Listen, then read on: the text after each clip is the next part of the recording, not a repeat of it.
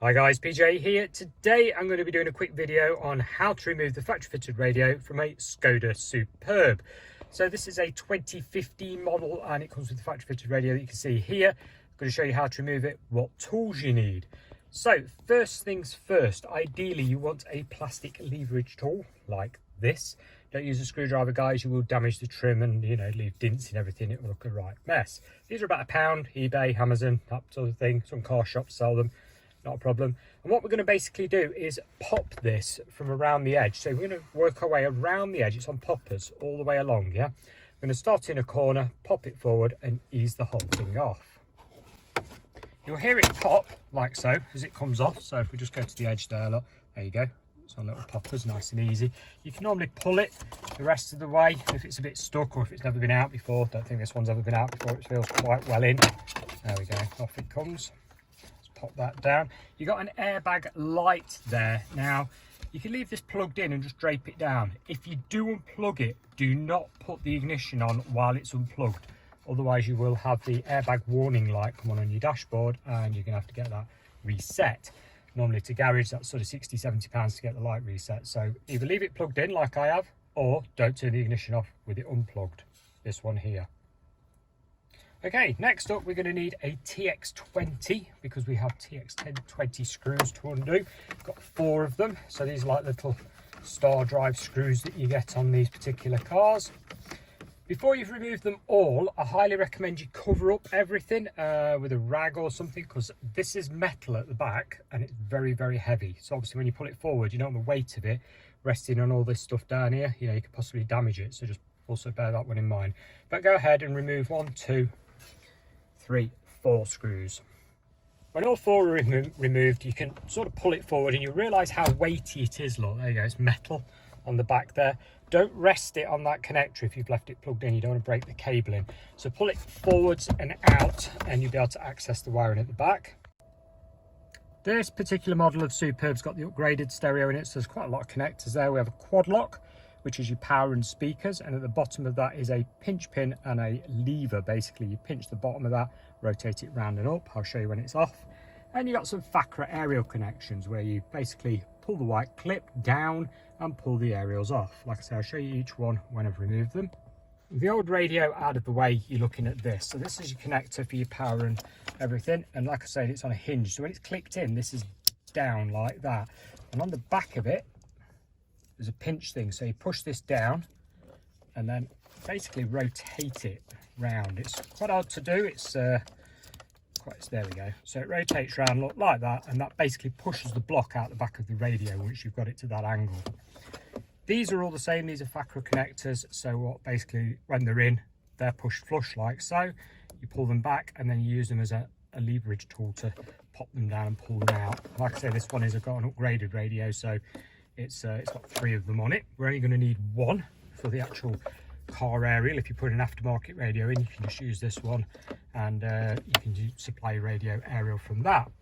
Which leads me on to fascias. If you have this design of radio, you're going to need one of these. There you go, look. It's an insert.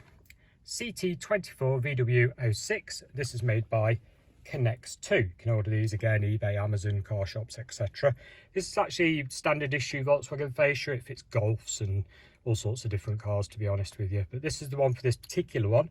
A lot of Skodas have a much bigger one, which I will show you.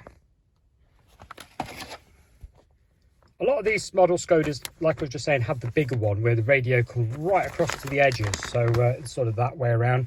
So if you've got the wider radio in it, it's quite a big thing. It's easy to identify. It goes the full length. So from here all the way across to here, there's no trim surround like this. And if you've got that, you're going to need this fascia, CT24SK09. There it is. It's a double dim one. And you will also need the corresponding cage kit that goes with it. So here's a cage. Sometimes you can get away with the manufacturer's cage that comes with the new radio, but normally you need the little plastic trim that's in there. So you're going to need both these bits, guys. There you go, CT23UN02. Again, Connects 2. Can order from eBay, Amazon, car shops, etc. Which leads me on to cabling. You're going to need this array of stuff. So basically we have an aerial adapter here. So CT27AA14 4. Okay, that's faceted DIN, so it's, in other words, it's the little square connector that I've just shown you going to normal aerial. And the blue wire there is to power the filter. So we're going to take the blue wire to the blue wire that comes out the back of your new radio. Sometimes malt, antenna, etc. It's like for electric aerials and stuff. It's just to give a power feed to this filter, that's all. You're going to need that. You're going to need one of these. So if your car's got steering wheel controls, in other words, this type of thing, you're going to need an interface. So you're going to need CT SSK 003.2. Yeah, now there is various different steering wheels on these cars, so make sure you check with your retailer where you're buying this stuff from that it's the correct one for your steering wheel. Okay, so there is quite a few variations on them, so just double check with your retailer the exact model. This is the generic one, should fit most, but you know, don't call me out saying it was the wrong connector, guys. There is different steering wheels, and spec does differentiate on the vehicles between whatever region in the world the car's been sold. You also need one of these. This is a patch lead for the steering wheel control interface. So this plugs into this. And this is CT Multimedia 0.2. These are a universal one and fit all different makes and models of radio. So guys, that's how you remove the radio and all the bits and pieces that you would need to fit a new one in it. Just to quickly show you everything plugged together. There's the main interface lead in. There you go. Steering control adapter all plugged together. Fascia screwed in. And there's your aerial adapter on. Blue wire, like I was saying, we're going to connect to the blue wire on the loom so it gets power. Just going to splice that in, and then you're ready to start plugging your stereo in. Quick tip for you if you're installing a new radio that has a screen on it. So here's your aerial that I was on about. There's the blue wire up to the aerial trace that goes into there. That's spliced in. But if I've got a screen and it has a cable that has parking brake on it, it's normally a green one like this.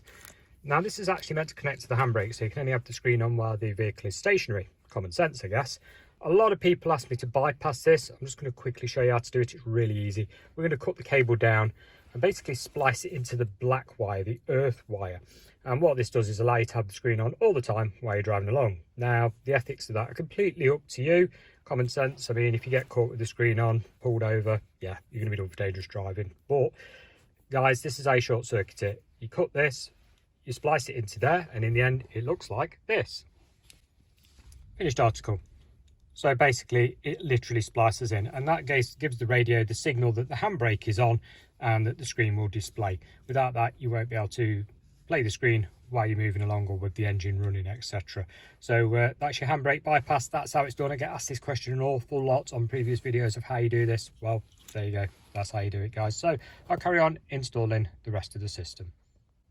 Okay guys, just a quick heads up of what this all looks like when it's put in. So you've got your frame in there, you've got your trim around the edge, etc. This is a Sony XAV AX3005DB. That's a mouthful for you.